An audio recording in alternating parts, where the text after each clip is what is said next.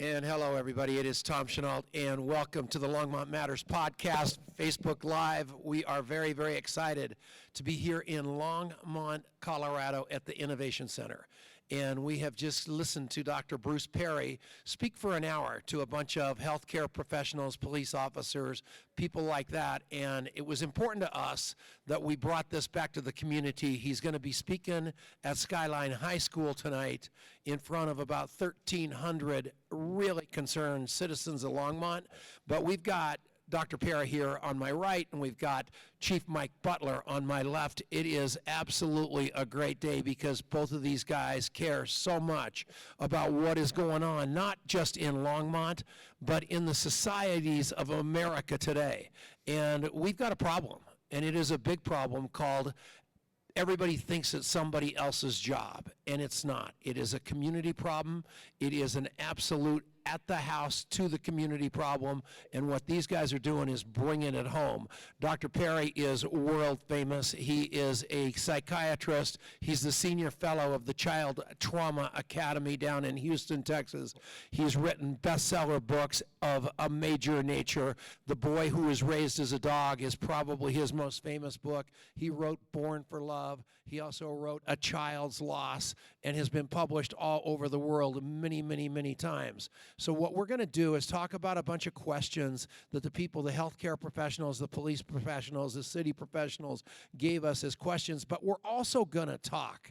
And this is a live broadcast, and if you've got questions, we want you to ask that too, because we have got to get the community involved. And this guy has done it on a national basis, but I don't know what you've seen as far, and I'm so proud of the community I live in Longmont, Colorado. Chief Mike Butler will not hire a police officer in Longmont unless he had a relationship-rich environment as a child. So he does not want bad cops.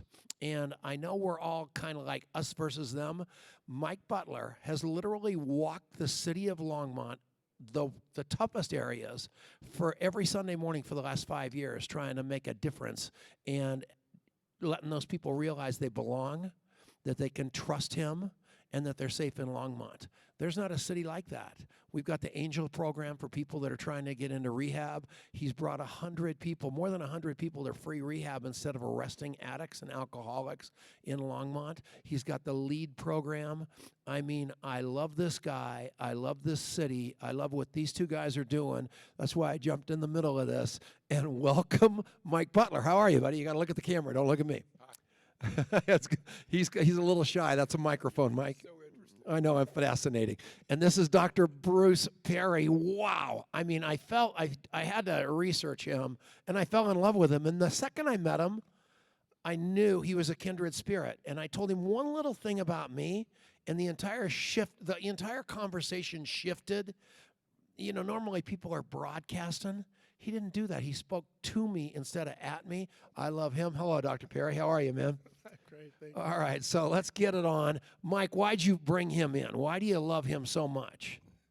Well, I've known about Dr. Perry and his work and research for about 7 years. I initially read that book that you mentioned, The Boy That Was Raised as a Dog. I was quite intrigued about how kids who had experienced incredible trauma that Dr. Perry described and how they were able to find, many of them able to find environments that were accepting, loving, caring, supportive, appropriately affectionate, and he was able to see that they were able to heal. And then when I went to a seminar of his 3+ years ago in northern Colorado, it was a 6-hour seminar, and what he was able to do was basically say, I know I'm being very simplistic about this, but here's a brain on love and here's a brain on trauma, and in his imaging of these brains, and here's how you can go from a brain on trauma to a brain on love. And I just thought that was so important in terms of his coming up with the conclusion that healthy relationships are probably one of the most powerful forces for healing on this planet. And so we see that in our community. We see that in the social and health issues we work with, whether it's addiction, whether it's mental health, whether it's homelessness. Many of these folks have probably experienced trauma. The vast majority of these folks are in some form of isolation or disconnectedness. And so how could we, as a community, beginning to develop what we call that social capital in a way that can bring those healthy relationships into their lives. And so for me, we've developed a number of programs in our public safety department that are based in Dr. Perry's work and research. And so they are relationship based. So I wanted him to come to our community and to be able to speak to our community and at some level leave that message that everyone in this community, while you can't help everyone, but everyone can help someone. Yeah. And I want that message to be alive and well. Don't you love him? I do. Yeah, he's like the perfect test tube baby for you for everything you're doing all over the world, isn't he? Well, just when I heard the story about taking his Sunday and walking into the communities that feel marginalized and excluded and talking to people and making them feel that this is your community and you belong and I'm glad you're here, that's pretty special. There was a woman over there that I was talking to. She says she's got a PhD in education, and in all of her years, she'd never heard anything like the presentation that you did earlier, because you brought it down to the people and you said we've got to start literally when the babies are born, and start with that positive affirmation and giving those kids the belief that they are worth it, and we can never stop that, right? Correct. And I might even push that a little bit earlier. You know, one of the things that we really need to do is take care of our young pregnant mothers. Yeah. And we're learning, there's a lot to learn. We have a lot more to go with, obviously, with that. But what people are seeing is that if a young pregnant mother feels embraced and cared for and is taken care of, that influences the developing environment in utero for the baby, which gives the child sort of a step up in this whole developmental process. So, you know, we really need to start even earlier. Wow. Before the kids are born. That is getting scary. A lady was literally crying in the crowd.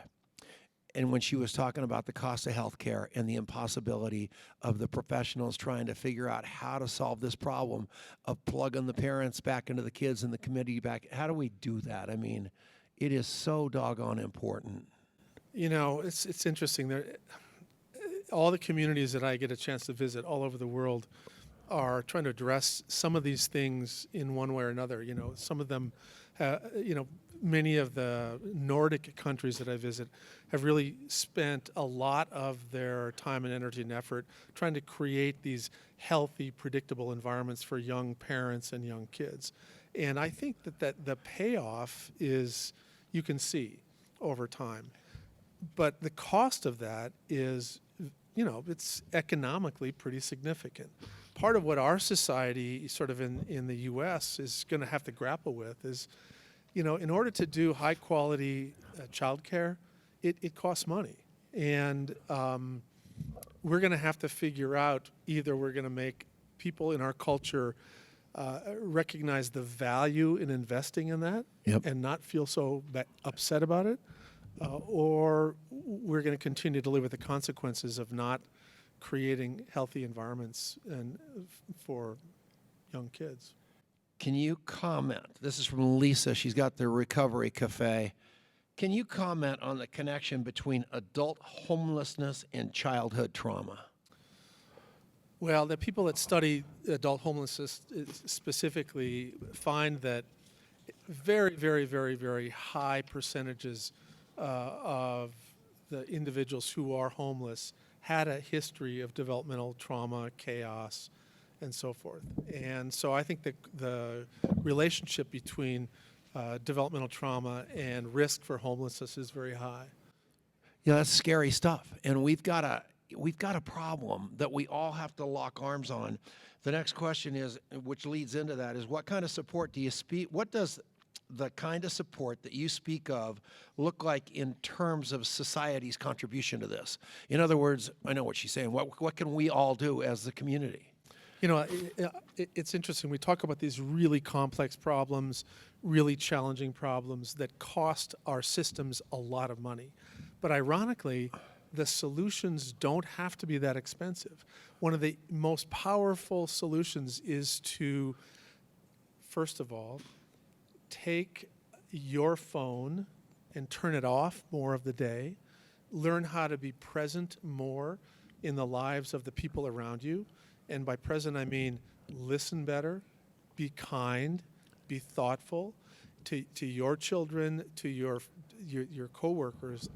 And that, honestly, just that tiniest little bit of increasing the number of positive relational interactions in your life will make you feel healthier, make you feel better regulated, make you more effective as a teacher, cop, lawyer, whatever you're doing, and it will have a trickle effect in the lives of all the other people that you're touching. So it's, I know it sounds a little too simplistic, but if you work really hard to be kind and compassionate and present, you're going to make a huge difference in the lives of your kids and everybody you work with. So I was very nervous that I was doing this because of, especially with the intellectual crowd that was here. So I watched literally every video on you and everything I could do to figure out how to be cool with you.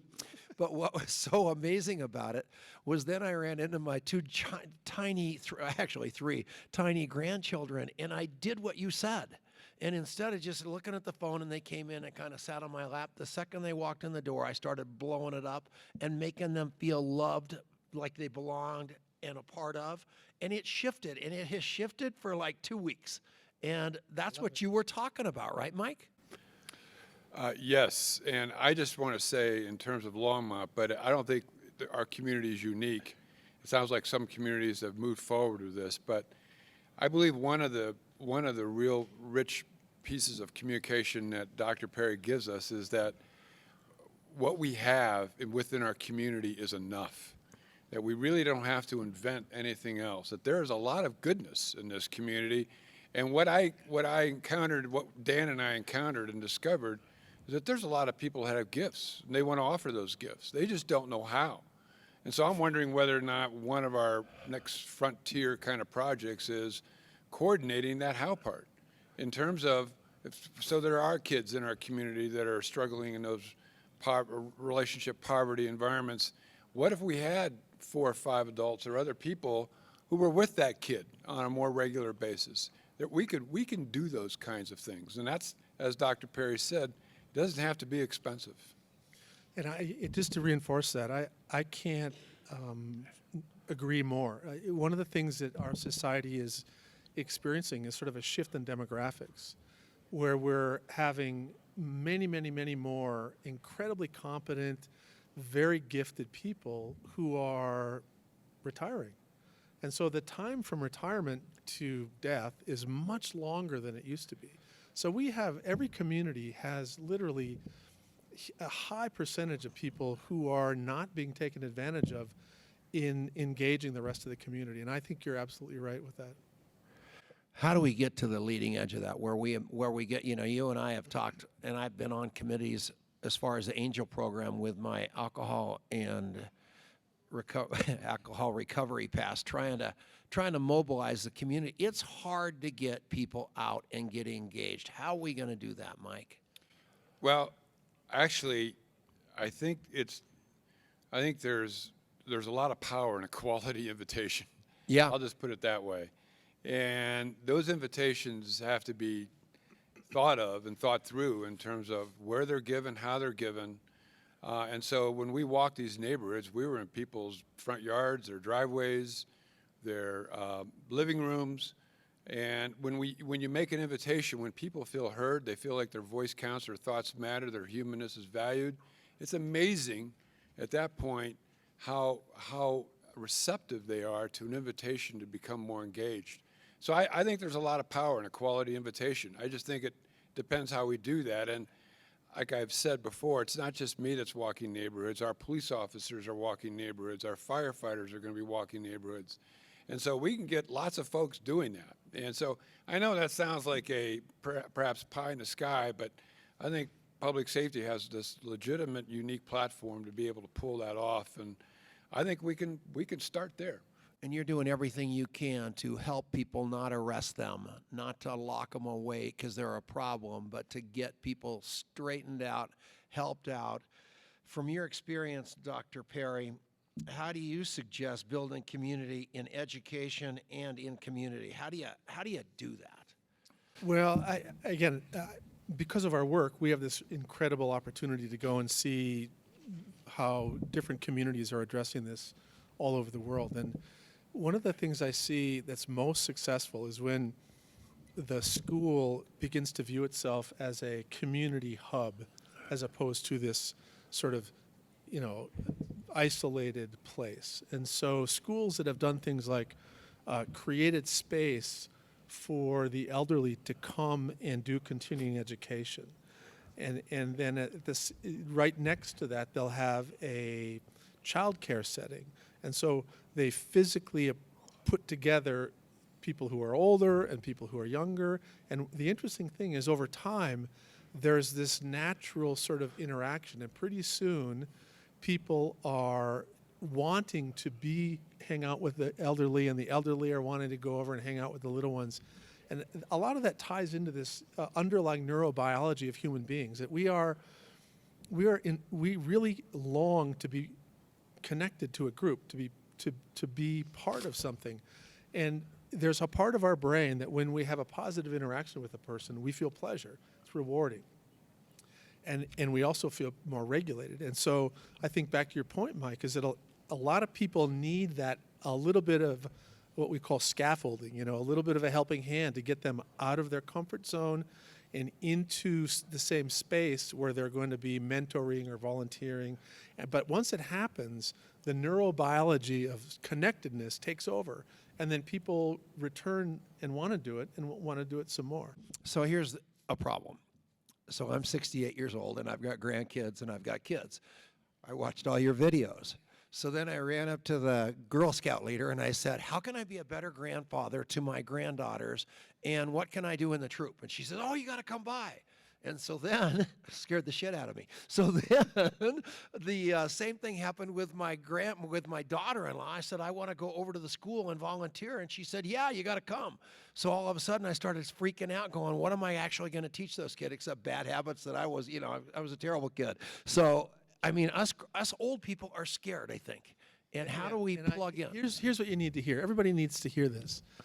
And I think this is something that you need to hear as a young therapist, you need to hear it as a teacher, you need to hear it as any adult who's interacting with anybody. It's not what you know, it's how you are. I got it. I agree. With somebody. And so you could go into a mental health setting with somebody who's got severe mental health issues and know nothing about psychology, but if you're just present and patient and you listen to them, you're doing the right thing. And I want to double down on what Dr. Perry just said. When it was cold, Dan and I would walk nursing homes. And we would run across a lot of people who had some form of dementia, Alzheimer's, and that sense of presence. And I remember a number of cases where this catatonic look on people's faces would actually change, and life would come into them the more you stayed with them. Yeah. And there was a presence there. And so it was nothing magical on our part. It was just that I just reconfirms what Dr. Perry's saying.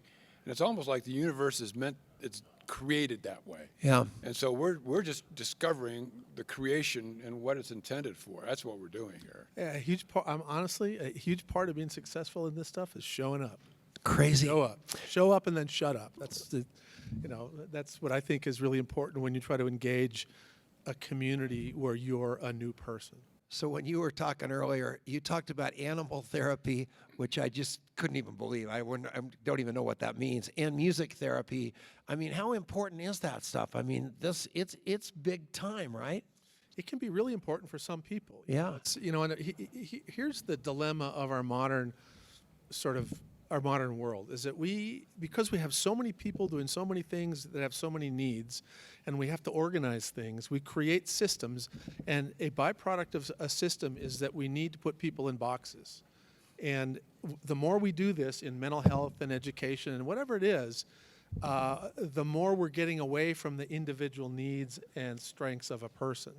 And so there are some people who are so overwhelmed and uncomfortable with human interactions because they've been so toxic for them in the past, that when a human therapist gets to these points of intimacy, it drives them away. But a horse or a dog can actually come over and show affection to them, and they can begin to feel the dyadic interaction, the interaction between one being and another that is reciprocal in a way that's very positive, and that would never, ever happen if they were interacting with a person just because of their past. And then once they have adequate repetitions with success in interacting with, an animal, then they can practice a little bit in parallel with a person.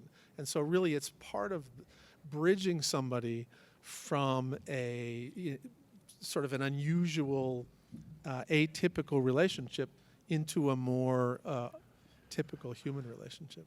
So one of these educators want to know if all this homework is helping these kids, just doing homework all day. Homework. I hate hated homework. homework Oh, when good. We love you. I hated homework when I was in school, and I hate homework now. And all the research about homework shows that it's not very effective. And however, I do think that the school that both of my grandkids goes to has this really nice solution, and I think I think homework can be important if it engages the parents in the educational process, so they don't feel completely like they don't have any role in education.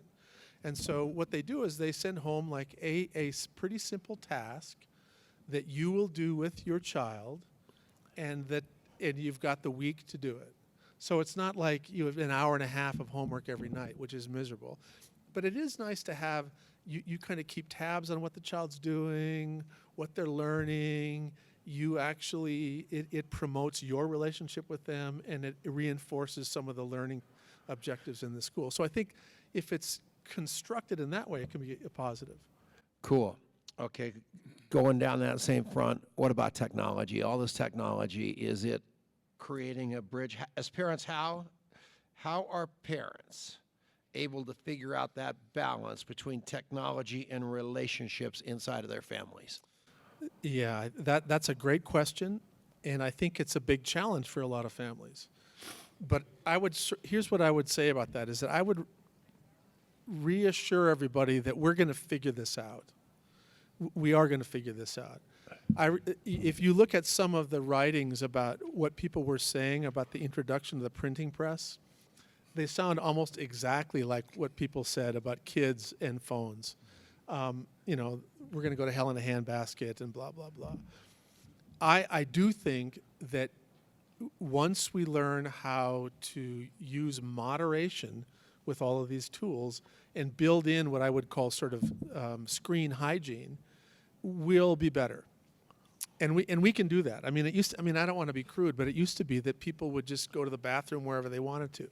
I mean, up into a few hundred years ago, you could be in the middle of London. If you had to go to the bathroom, you just tuck into an alley and drop trow. And that's what everybody did everywhere. That's what was the norm. But as soon as people understood that there was a relationship between, unsanitary conditions and disease, we decided to create rules about where it's socially acceptable to crap and where it isn't socially acceptable. And we don't have any trouble teaching kids that right now, right? We don't have kids walking around pooping on the street. The same thing is going to happen once we sort of recognize that there are times that you should be on your phone and use it as a tool, and there are times when it's completely inappropriate to have it out, like during meals. It should not be on when you're having a family meal. And once that hygiene is taught, it shouldn't be on in school. You should put your iPads down and you should put your phones down in school unless you're going to have a specific technology-focused lesson where you're going to learn about something. And so, again, it's about learning how to use these things as tools as opposed to having them drive our behaviors. So, marijuana. Colorado, ground zero. We are like the king of marijuana. How you guys doing with Oh, we just love it. And the public, working out and for the you? public safety, the kids at the schools. I mean, it's going up. I mean, what do you think? Is there any thought? And obviously you've got to have a thought on it too. What the heck do we do about that? I never inhaled. No. It's complex. I mean, it really is complex. I mean, this is a cultural choice that we've been making in the U.S. to decriminalize and then to legalize marijuana. And we're just going to have to negotiate the process of how a child gets taught when, how much, whether to use marijuana, just like we do with alcohol. And honestly, I mean, if you know, not that I want to rank the the negative effects of all the drugs out there, but alcohol, which is legal, is still probably the number one destructive substance that we have in our society. Prenatal alcohol is really bad. Prenatal or the use of alcohol when you drive, bad decision making when you drink too much. Certain percentage of the population is highly vulnerable to use and reuse. So I suspect we're going to run into the same challenges with marijuana. That there will be some people that'll be just fine with recreational marijuana, and some people will not be able to manage it and not be able to regulate, and will smoke pot and be completely amotivated for years. So, What do you think of that?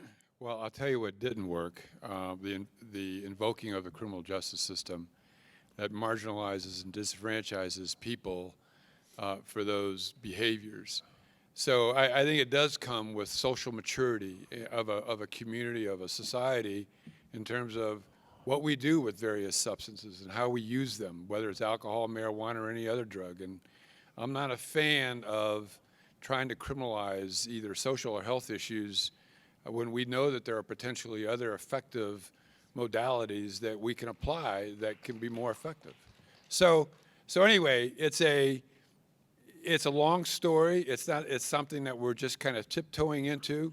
We do see more DUI by marijuana, but the jury's still out in terms of the numbers over time. We will say, though, that in terms of drugs and chemical substances, while methamphetamine and heroin and opioids are potentially more lethal, alcohol is by far still the number one chemical substance issue we have in our community and I think our country. Couldn't agree with you more. And coming from me, where I've got 31 years of sobriety and daily AA, I'm in the rooms watching the destruction of a lot of this stuff. And what I'm against is addiction on any level, whether, whatever it is. If they can be addicted to whatever, sugar, I don't care. Once that's gotcha, it's gotcha. And what we've got in Longmont, again, is a great support system for all of those things. And we have to do is let people know there's help there when they're addicted to something. And it's the same with the marijuana, so I'm not arguing that. Here's a question. I don't even understand what the hell the question is. Earlier you spoke of meeting people in their developmental level. Is there an easy, efficient way to find a person developmental level that allows one to grow their supportive web? That's a good question, and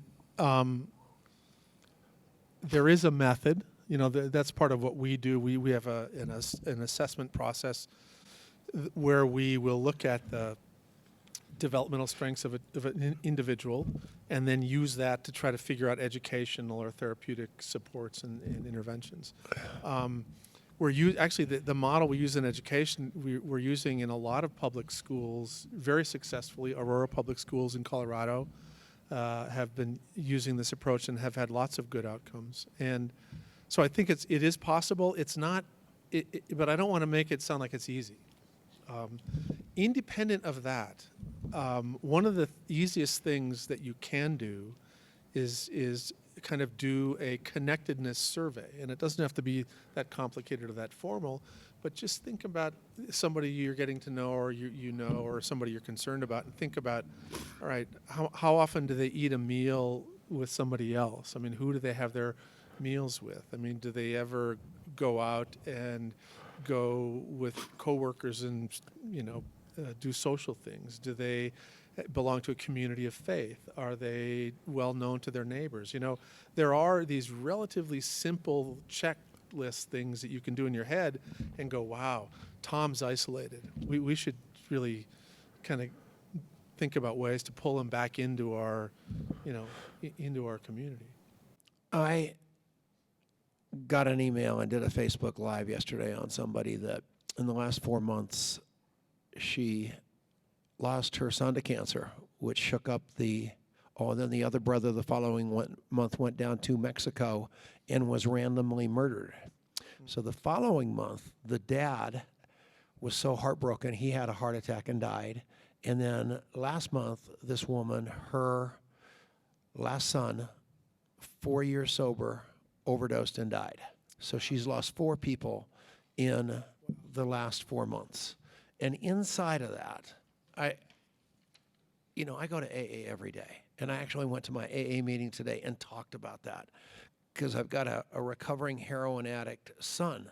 And inside of that, if I didn't have people to talk to, that lady was she had 4 funerals to pay for, no dough, and she just reached out into the world of Facebook, and I grabbed her and raised her a bunch of money for all those funerals, and they just pulled the GoFundMe page down.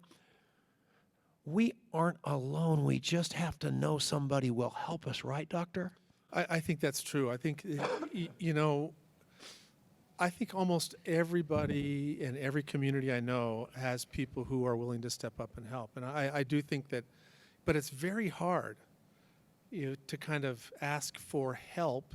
And I think that is one of the positive elements of social media, is that it is a way for people who are otherwise isolated to kind of send out a message to the broader world. And there are tremendous social media responses that make some people feel pretty connected. I'm thinking of just happened this last week where a little boy, nobody came to his birthday party because I think he was a little boy with autism.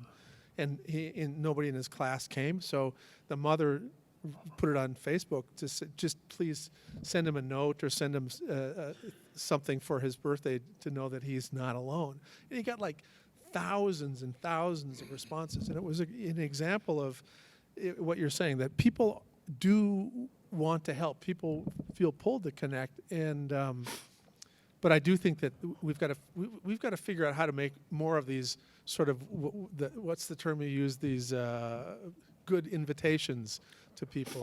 Quality. Yeah, those are nice. Yeah. So Brene Brown talks about every human being that you meet has a story that will bring you to your knees if you'll just take the time to listen, which means that we've all had trauma and no one's listening to us. And I mean, that's me, that's you, that's all of us.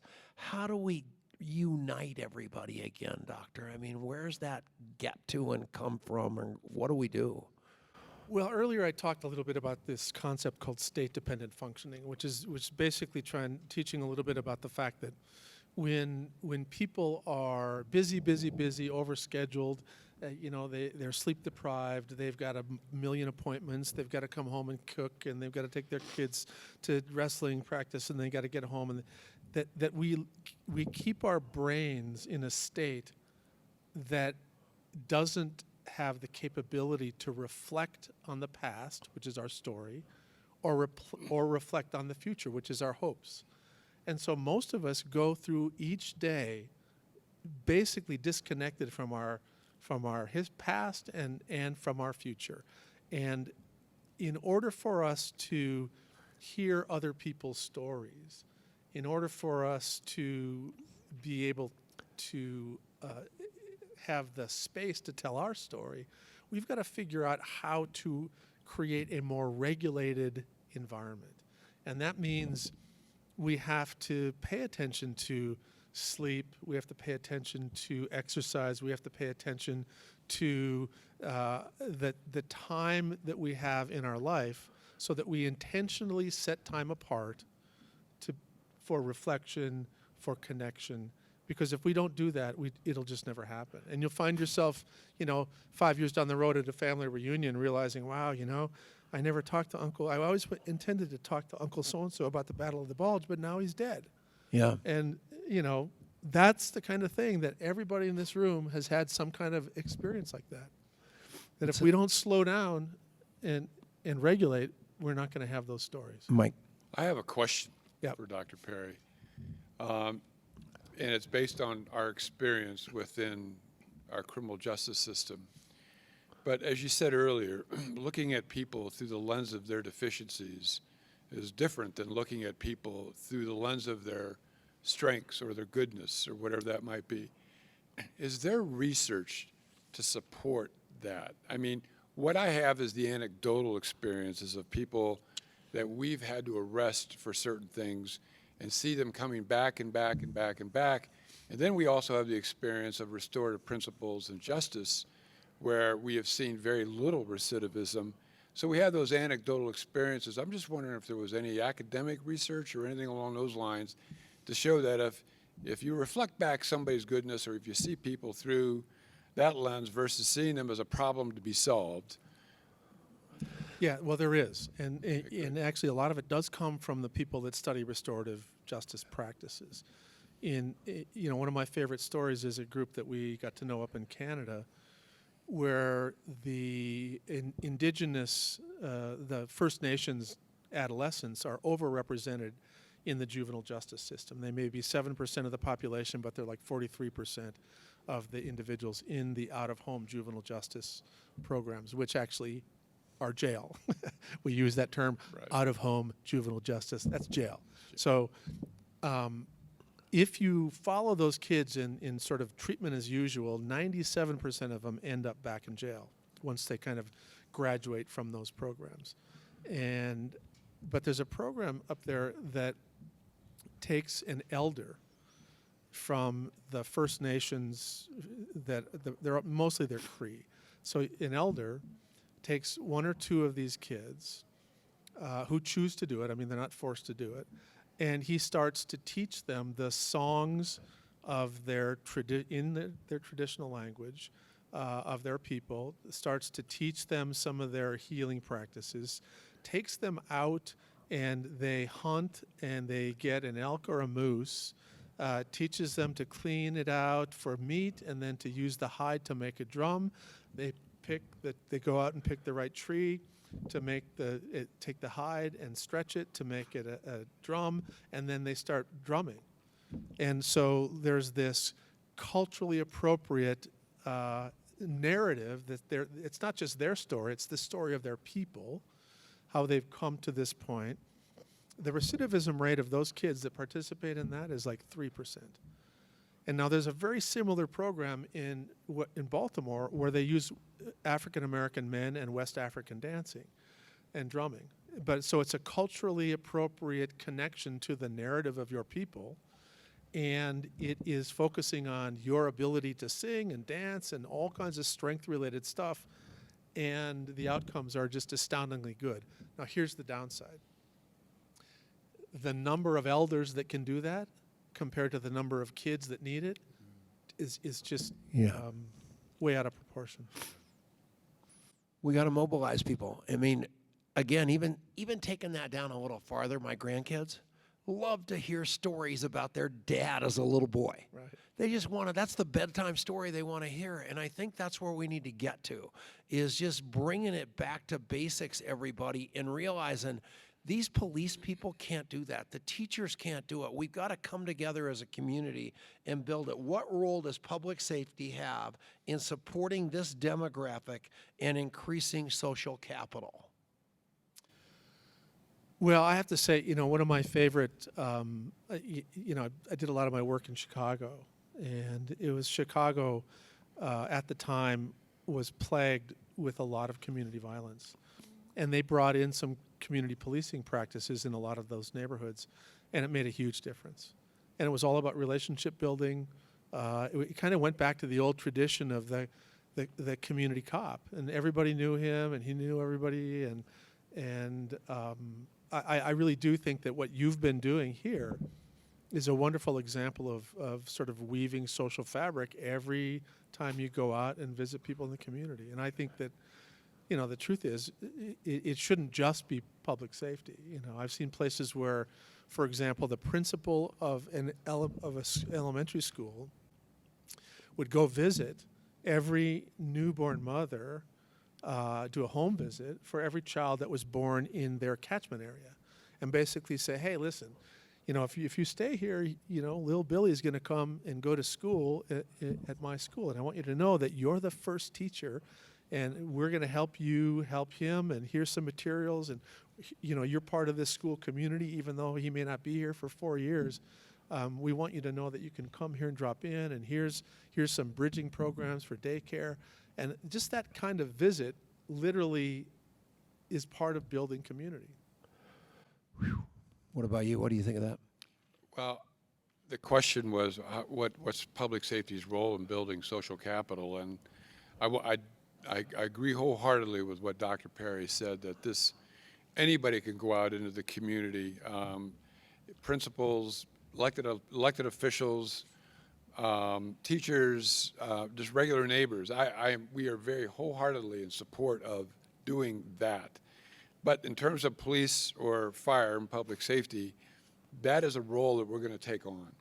And we just hope at some level to become a model that this can happen anywhere, not just in police and fire. So coming from Alan in public safety, the same question. What's the easiest, which is probably not the term, what's the easiest way for practitioners to incorporate the ideas of neuropsychology and trauma into their practice? Well, if you are actually a clinical practitioner, I would urge you to continue to sort of do professional development and learn about how these emerging concepts are being feathered into traditional practice. There are lots of opportunities where you can read more, or you can go to professional development activities. And part of that, one of the major dilemmas for our clinical practitioners is that they're locked into a medical economic model that thinks that the dose of therapy is 45 minutes, 50 minutes once a week. And so the way they make a living and the way their organ system makes a living is using this archaic frame of reference. Now, there are places in Canada, for example, or Australia, where they've basically gone to a different reimbursement model, and so they'll pay a therapist if he goes to the school and sits in with the teacher, and they'll pay the therapist if they decide to do a home visit or a community visit. Whereas now, under most of our medical economic reimbursement, that doesn't happen. So I'm hoping that the flexibility in the reimbursement will ultimately allow many of these practitioners to act on some of these ideas. These kids are deathly afraid of you taking their telephones away in classrooms and everywhere else. And I think most adults are afraid of the same thing. Yeah. Yet it's the problem. How do we overcome that problem? Well, I think it's like a lot of things that I remember when my kids, we used to go on vacation, and we'd go to these wilderness places where there was like nothing except sticks. Yeah. And they hated it. They just hated it for the first day and a half, and they're like, "Oh, this is the worst." And then after a couple days, they were doing these creative things and fun things, and that week that we were away from all technology, they would talk about all year long as the best week, and when are we going to do it again, and everything else. I just think part of what we have to do is give people opportunities to see that it's okay if you don't have your phone during lunch, or if you go on a hike, you don't need a phone, or if you go do something else, you don't have to have the phone all the time. But again, that's part of that broader issue of kind of maturing as a society about teaching people phone hygiene. There's a weird thing that social media has, that you feel like you're missing out on something if you don't, check your Twitter feed every once in a while. So it's like, I'm just as vulnerable as anybody else, but part of it's, if I'm sitting in an airport, I could watch people, and I'll look around every once in a while, go, and I got another email, so I'll look at my email. And we're very sensory driven, right? So what I've learned to do is I'll just turn my phone off for like a 45-minute block of time, and I actually feel better. But part of me is always going, "Oh God, what if there's an emergency?" Because I manage these clinical situations, and then the other part of me goes, "They'll figure it out." So I understand these debates, but we just have to do it. We're just going to have to get better at doing it. I'm a very important man. So I would go to my AA meetings every day and put my phone under my leg and swear I wasn't going to. And that phone, even though I didn't look at it, it was still on me, Right. even though it was on my leg. And then I furtively look down and then thumbtack somebody and something stupid like that, because I think something's going to happen in that hour. And I finally realized, not only am I addicted to alcohol and to drugs and to sugar and to gluten and to wheat, I'm also addicted to my phone. So I finally don't take it in anymore. I take my headset off and I put my phone in my car. And I swear I had to work the steps of Alcoholics Anonymous around that because it owned me that much. But now I'm free of it, and I'm so much happier in that 1 hour a day that I should do it in the other 23 hours, but I'm too scared. It's the greatest. So let's talk about that. So, sharing our most scary moments with people. That's what an AA meeting's all about, where I've got a community of real misfits. I mean, it's the best, it's my tribe, but it's a different crowd there. But I love that hour. I love those people literally more than any group of people in my life. I have found my tribe, and I want that tribe to be Longmont. It doesn't have to just be a bunch of recovering alcoholics.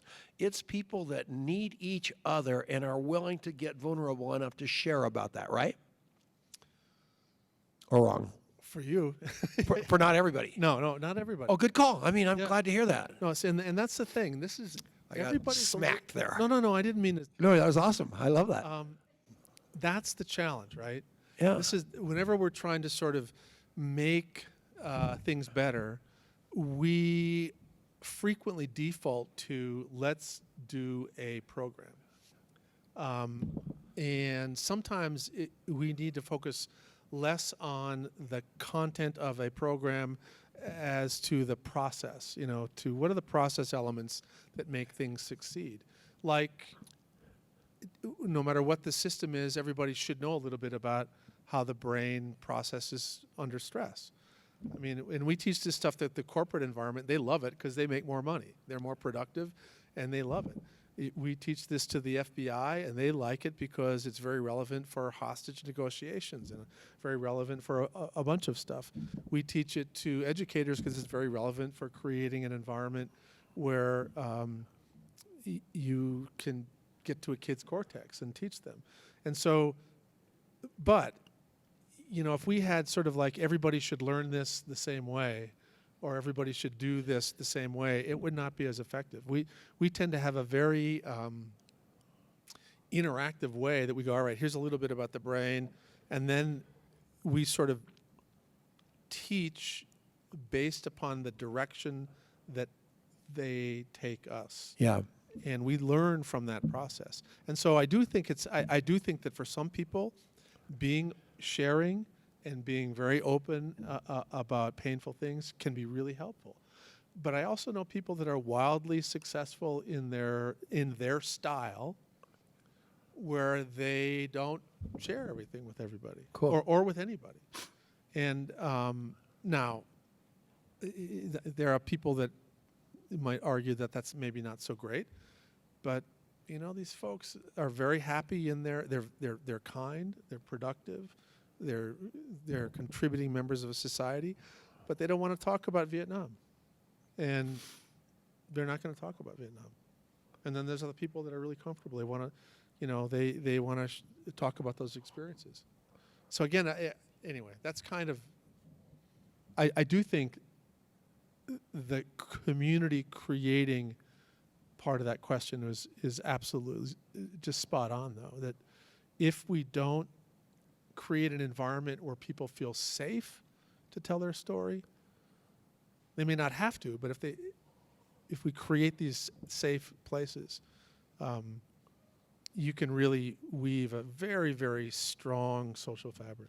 I forgot a question that's pretty important. This lady actually even told me how to pronounce her name, which is Janaki. And she's from Wide Spaces Community Initiative. And she says, how would you suggest supporting adults with high ACE scores, especially in community? How do you support them?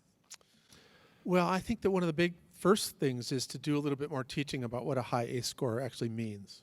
Yeah. And a lot of people, when they're learning a little bit about the ACEs, they feel that there's some inevitability to risk that conveys. And as I talked about a little bit, the absolute ACE score, it's a really good tool if you're looking at 50,000 people and doing correlations.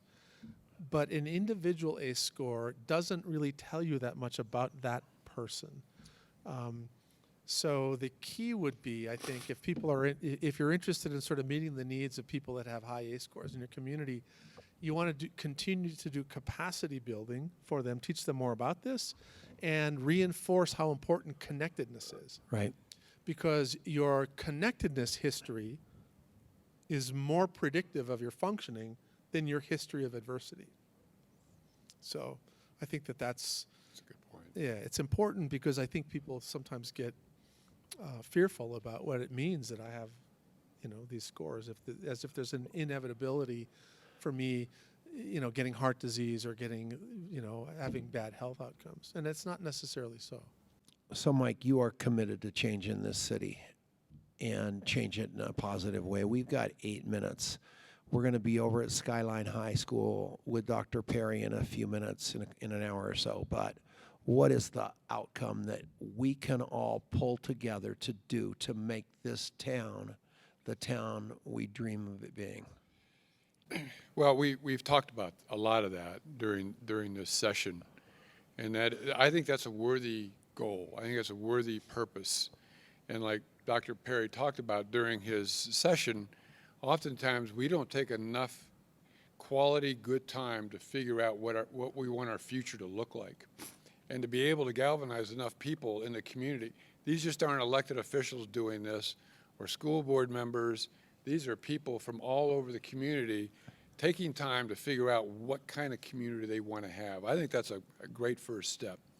But I do want to say one thing around the financing of these programs. I know one of the things that really struck me, and I know struck others, Dr. Perry, was this idea that when we think early childhood education, we think 3 to 5 in terms of getting our kids from 3 to 5. And one of the things you brought up is 0 months to 2 months. And in terms of that age bracket, the first 2 months of one's life, how critical that is in terms of the healthy wiring of a kid's brain.